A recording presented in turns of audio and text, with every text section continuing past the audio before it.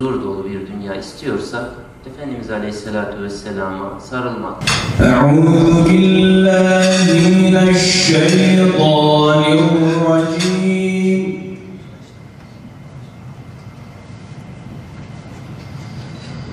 Bismillahirrahmanirrahim.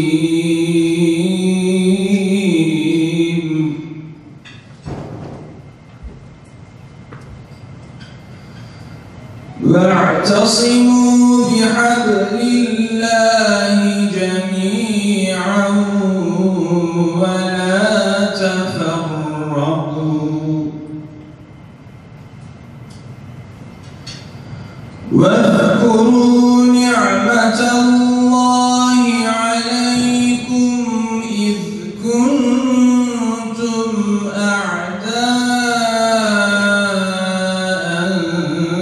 فَأَلَّفَ بَيْنَ قُلُوبِكُمْ صَدَقَ اللّٰهُ الْعَظِيمُ. Kardeşlik. Lügatlarımızdan çıkardığımız, hayatımızdan çıkardığımız, edebiyatının zirvesine ulaştığımız ama hakikatinin kapısına bile uğramadığımız bir kardeşlik. Başkanımız ifade etti, Ensar Muhacir kardeşliği ve onun tarihteki pek çok örneği.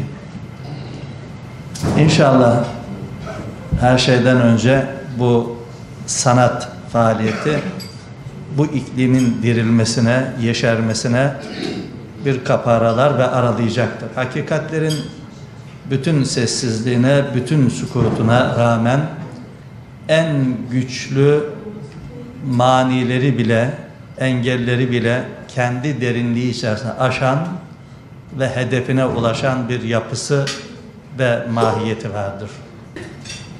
Elhamdülillah Cenab-ı Hak bizi bir Ramazan'a daha kavuşturmanın arefesindeyiz. Bir Ramazan'a daha inşallah hep birlikte gireceğiz.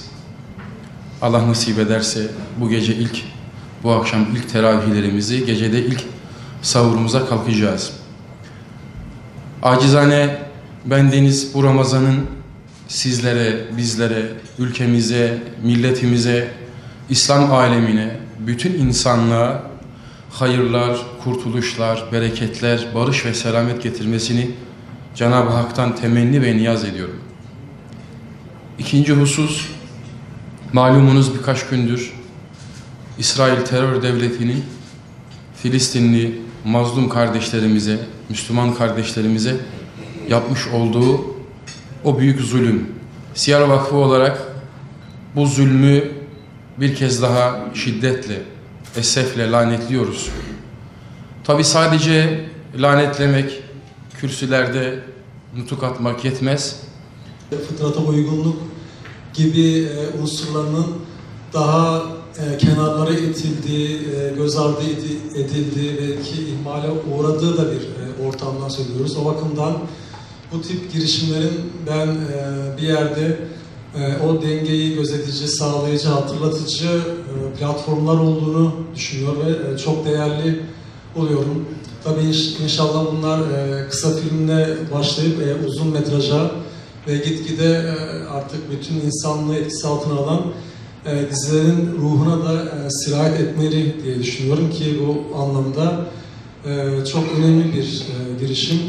Senaryo ödüllerimiz ile ilgili şöyle bir uygulamaya başlayacağız bu sene, Allah nasip ederse. Özellikle Nazif Hocam'ın telkiniyle şöyle bir karar aldık. Birinci, ikinci ve üçüncüye layık görülen senaryoların çekimiyle alakalı inşallah vakıf olarak 2 tam gün süreyle ve İstanbul ili sınırı içerisinde olmak kaydıyla çekim desteği vereceğiz. Yani sadece bir yarışma değil, yarışmanın ortaya ürün koyduğu, yine Hasan bin Sabit Sinema Akademimizde olduğu gibi işte ödüllerin verilip bırakıldığı değil, sonrasında da bu senaryoların filme dönüştüğü bir şekilde yavaş yavaş döneceğiz inşallah. Evet, kıymetli hazirun, bu sene Allah nasip ederse zikredildiği üzere temamız kardeşlik olacak. Son katılım tarihimiz yine 31 Aralık olacak. Ödüllerimiz 100.000 lira şeklinde olacak ve senaryodaki ilk üçe ekipman noktasında çekim desteği vereceğiz.